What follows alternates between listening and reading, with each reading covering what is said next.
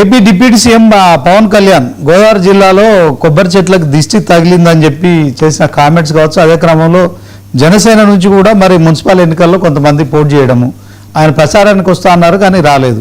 ఏం జరిగి ఉంటుంది అంటారు సార్ ఆ వార్తలకు? అక్కడ కూడా ఏంటంటే అమిత్ షా దగ్గర పోయి నేను మాట్లాడినప్పుడు తెలంగాణ బొమ్మన్నాడు. ఆయన తెలంగాణలో ప్రచారం చేయండి, మా బీజేపీ అభ్యర్థులను గెలిపియండి అన్నాడు. ఇక్కడ చూస్తేనేమో జనసేన బీజేపీ మధ్యలో పోటీ ఉన్నది చాలా దిక్కులా.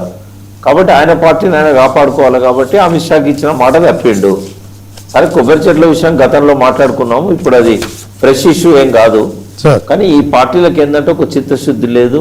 ప్రజలు ఎట్లా కావాలనుకుంటే అట్లా ఆట ఆడుతున్నాయి. ఇది ప్రజలకు కావాల్సింది డబ్బు, మందు. వాళ్ళకి సంక్షేమం పట్టదు, అభివృద్ధి పట్టదు. ఒకవేళ ఎవరన్నా కేసీఆర్ లాంటి వాళ్ళు సంక్షేమం అభివృద్ధి చేసినా కూడా ఆయన ఇంట్లోకెళ్ళి చేసిండా, ఆయన ఇంట్లోకెళ్ళి ఇస్తున్నాడా?